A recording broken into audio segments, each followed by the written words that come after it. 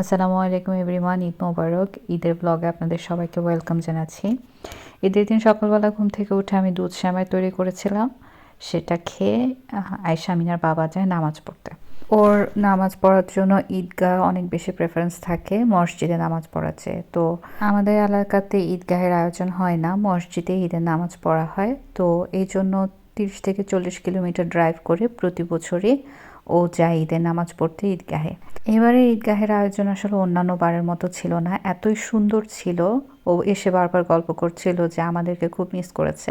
বাচ্চাদের খেলার জন্য খুব সুন্দর আয়োজন ছিল, অনেকগুলো খেলনা দিয়ে রাখা হয়েছিল যেন মায়েরা বাচ্চাদেরকে খেলনার মধ্যে রেখে ওনারা যেন নামাজ পড়তে পারেন, এবং বাচ্চাদের দেখাশোনা করার জন্য ওখানে অন্যান্য মানুষজন ছিল, ভলেন্টিয়াররা ছিল।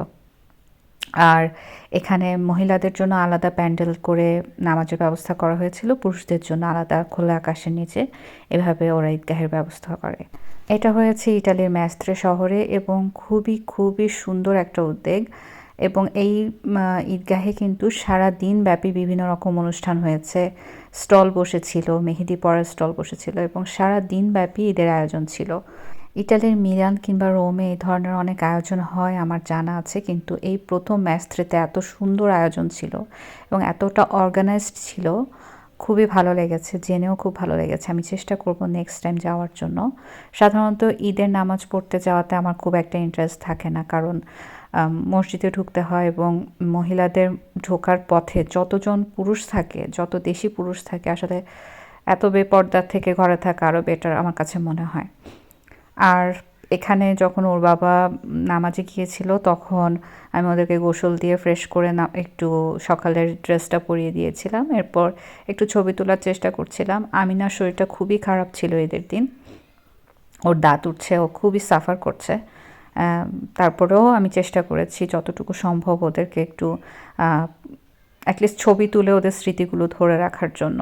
এর ফাঁকে আর একটা ফ্যামিলি এসেছে, নাস্তা করে গিয়েছে। এরপর আমাদের নাস্তা হয়েছে, দুপুরের খাবার হয়েছে, এগুলো আমার শ্যুট করার কথা মনে ছিল না।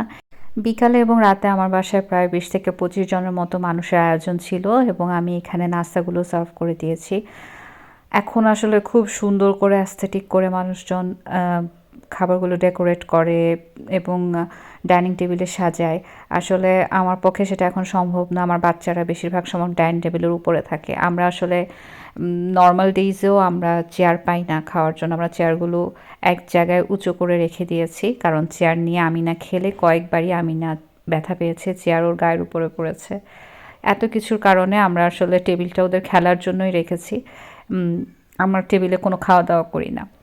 তারপরেও যেহেতু গেস্ট আসবে, ওদেরকে কোনো রকম সামাল দিয়ে জাস্ট খাবারগুলো আমি সার্ভ করেছি টেবিলে। চেষ্টা করেছি যতটুকু সম্ভব আমার দ্বারা অতটুকুই করতে।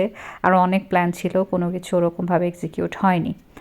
যাই হোক, মেহমান আসার একটু আগে আগে আমি ওদেরকে একটু ড্রেস চেঞ্জ করে দিয়েছিলাম। ওদের বাবা ওদেরকে ঈদে যেই জামাটা কিনে দিয়েছিল ওটা পরিয়ে দিলাম। মাশাআল্লাহ মাশাআল্লাহ, ওদেরকে আসলে খুবই সুন্দর লাগছিল। আর আপনারা যারা দেখছেন তারাও আল্লাহুম্মা বারিক লাহুম বলতে ভুলবেন না। গত বছর আমার মনটা এত খারাপ ছিল, আমি আসলে নিজে একদমই রেডি হইনি, এবং বিকালের দিকে রেডি হয়ে আমরা জাস্ট বের হয়ে গিয়েছিলাম। আমাদের একটা দাওয়াত ছিল এবং সারাদিন আমি বিজি ছিলাম রান্নাঘরে। এই কারণে পরবর্তীতে আমার হাজব্যান্ড থেকে সালামি আমাদের বের করতে খুবই খবর হয়ে গেছে। আমাদের 2 সপ্তাহ পরেও আমাদেরকে সালামি দিয়েছে। ও অভিমান করেছিল যে তোমরা ঈদের দিন শুধু কিচেনেই থাকো, রেডি হও না। তো এই কারণে এইবার সেটা মিস করিনি। এবার আমরা একদম আগে থেকে রেডি টেডি হয়ে গিয়েছিলাম এবং সালামের জন্য হাত পেতে বসেছিলাম। আমি আমার বাচ্চাদেরকে প্রতি বছর সালামি দেই, এবং আমার হাজব্যান্ড আমাকে সালামি দেয়, আমি আমার হাজব্যান্ডকে সালামি দেওয়ার চেষ্টা করি। এটা এখন পর্যন্ত চলছে, জানি না ফিউচারে কী হবে। তো এখন পর্যন্ত আমরা মেনটেন করার চেষ্টা করছি। আসলে এখানে কেউ কাউকে সালামি ওরকমভাবে দেয় না। প্রবাস জীবন মানে হচ্ছে সবাই সবাইকে নিয়ে ব্যস্ত। তারপরেও আমাদের কিছু শুভাকাঙ্ক্ষী আছে যারা আমরা ঈদ গিফট আদান প্রদান করি। একটা সময় হয়তো এগুলো বন্ধ হয়ে যায় কিনা আল্লাহই ভালো জানে, বাট এখন পর্যন্ত সামাজিকতা চলছে, ঈদের কিছুটা মজাও চলছে। যাই হোক, সালামিও আমরা পেয়ে গিয়েছি, দিয়েও দিয়েছি। এবারে খুব চেষ্টা চলছে আয়েশার একটু ছবি তোলার। ও আজকে এতটাই মুডি ছিল, ও কোনো ছবি তুলতে চাচ্ছিল না, ইচ্ছা করে করে সেরকম ছোটাছুটি করছিল। ওর আমি খুব একটা ভালো ছবি তুলতে পারিনি, তারপরেও যা তুলেছি আলহামদুলিল্লাহ। আর আমিনা কোঅপারেটিভ ছিল, খুবই কোঅপারেট করেছে পুরা বিকালটা, খুবই সে এনজয় করেছে। আমি ভেবেছিলাম যে আমিনার কোনো ছবি তুলতে পারবো না, আমিনার শরীরটা এত খারাপ ছিল, কিন্তু শেষ মুহূর্তে দেখলাম যে আয়শার অত ভালো ছবি আমি নিতে পারিনি, কিন্তু আমিনার মাশাআল্লাহ অনেক ভালো ছবি আমি নিতে পেরেছি, ওর অনেক স্মৃতি রয়েছে।